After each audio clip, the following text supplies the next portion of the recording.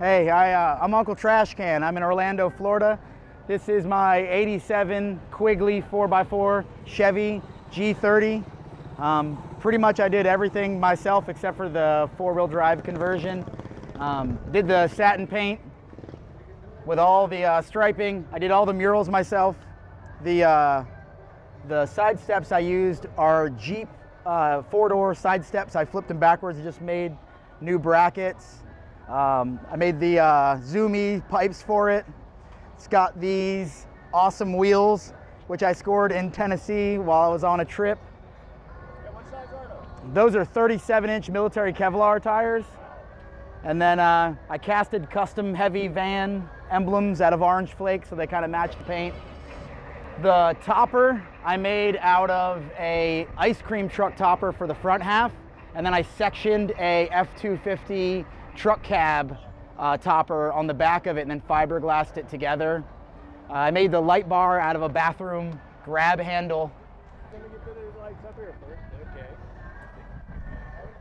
Yeah, and then I just made a matching Chevy emblem to match the custom decals on the side and stuff. Custom made bull bar. On this side, I did another mural. The murals are Frank Frazetta's Swords of Mars series. Oh, yeah, okay. So I did this mural on this side as well.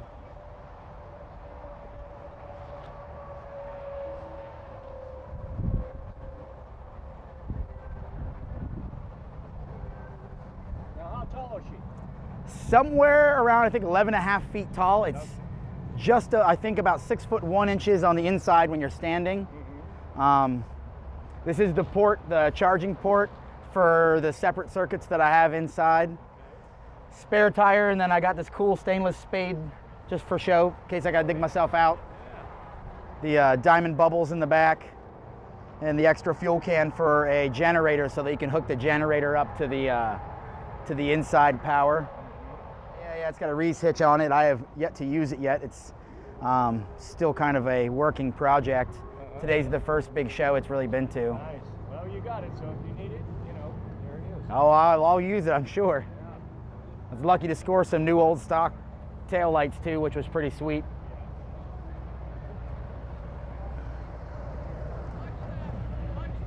Okay. You're stepping right in them. And then the inside, I did a crazy log cabin style interior. I like your little here. Oh, the hoof? No, Oh. your brackets are here. Or your, Oh, my little shelves. Yeah, little shelves. You got your deer. Yeah, I figured this could be anything. It could be a hat rack, if anything, and the handles. When I got it, I pretty much gutted the thing, cut the top off of it, and did everything pretty much from scratch on the inside. I made the cabinets. It has electric powered water pump from inside here. This is an old ice box that I could use for dry storage or for an ice box. I do have a fridge back there, but I figured if you want to go boondocking and don't want to use the power that you would need to use for the fridge, then you could use your ice box. Water and everything's kept in here. The basin's in here. There's storage up there. And then I got a TV, little storage here. All right, yeah, and I got a little package shelf up here that I can store stuff in. I have another little storage area here, which is where I store the jacks and stuff. All the bedding gets stored under here. And then this is actually a RV pull-out bed. So it pulls out to a twin-size bed, which is really nice. TV, coffee table. The coffee table is actually a lift top, so it actually comes up. So when you're sitting at the coffee table, or here you can play video games or do whatever you want. Yeah, nice. And so that's really nice. All of the cup holders have recessed lighting in them, like LED recessed lighting. There's red LED recessed lighting all on the roof. I set the cab up to try to be best case scenario for like a boondock. So it's basically 3 separate circuits. There's one circuit for the engine. That's one battery. Everything that's on the battery circuit in here runs from its own separate ground. That way I can suss out any issues it has. As far as for power, I basically set everything up to a key. So I turn the key on, everything comes on, all the outlets, everything comes on here. I have a 5700 watt inverter inside here to run the TV.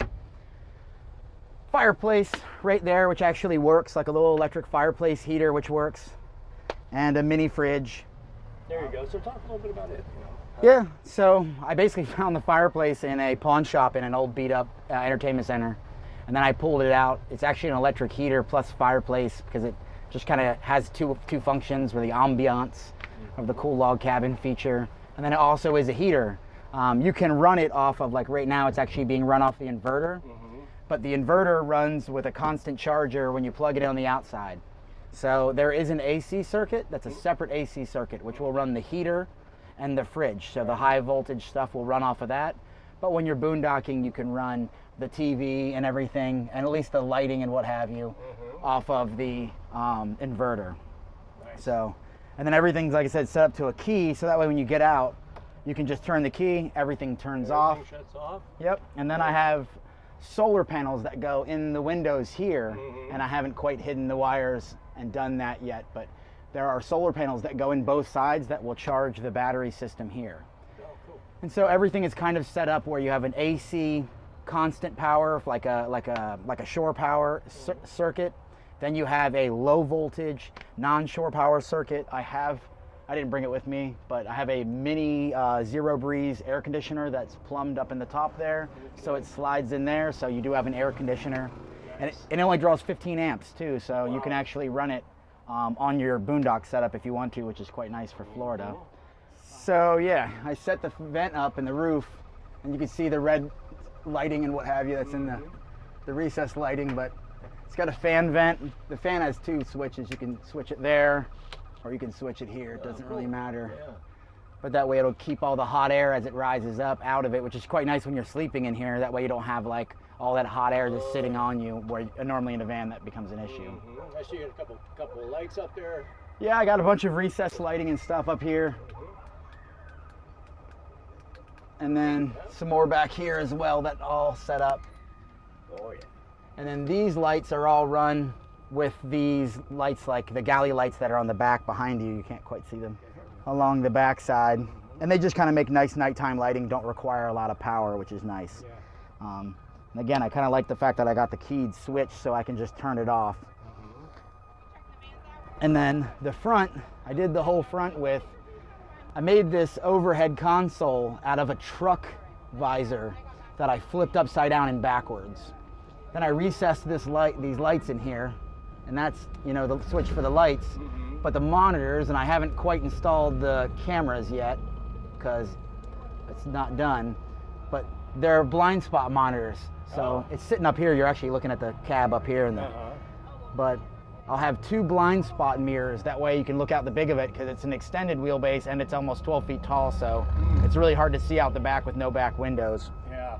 And so, Yeah. yeah, so I made these for blind spot mirrors, and then the monitor in the dash right there actually runs the reverse camera.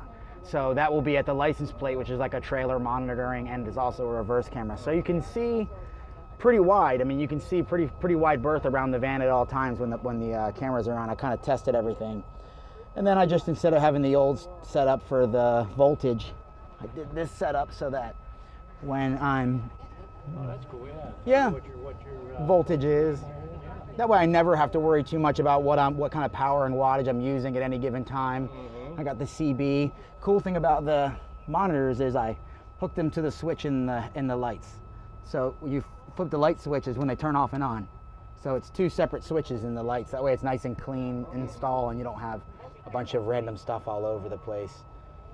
So Very cool. And then you got your CB over there. I got my CB over there. I have yet to use or figure out how to use, to be completely honest with you. You will figure it out.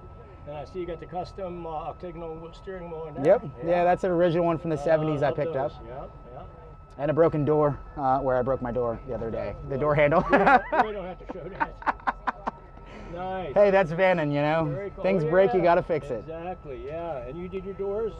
Yeah, I took another set of door panels that I had, like that were like new old stock, that were for a different van, and then just trimmed them all out and put new piping on them so that they fit a Chevy. And they kind of match the nice red seats, which I pulled out of an Econo line from the 80s. And they swivel. So this is four-wheel drive. That's Mhm. your Shifter, yeah. That's your shifter right there to throw it for. Mhm. Okay, and now your seats probably do they swing around and all that? They do. They're a little bit of a tight squeeze because of the armrest, but they do. This one will swivel. The other one won't because of the cabinet. Very cool. Yeah, and then I set the rear view camera up. Let me see. I put it so that I can toggle between cameras, and that way I can have a high camera in the back. So this will always be the center camera. These will always be the blind spot cameras. Okay. And they're set up.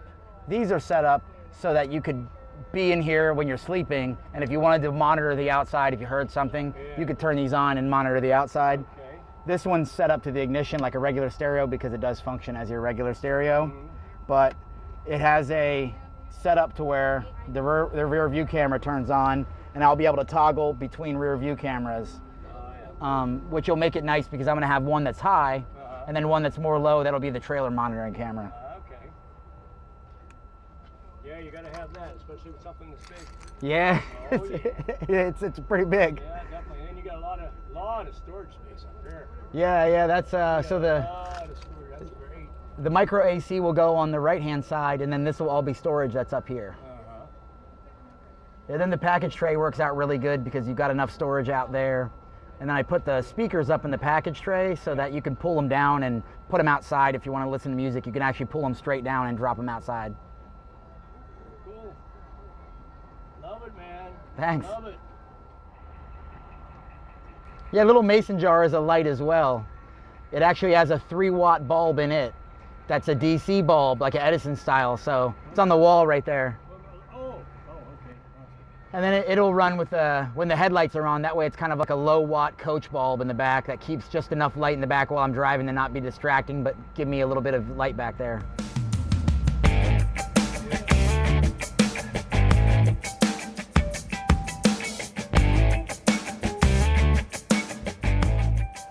The People's Choice Award goes to number 95, Justin, aka Trash Can with the 4x4 heavy Chevy. All right. There we go. There we go. You. Hold up or we can sit. There you go. Look at me.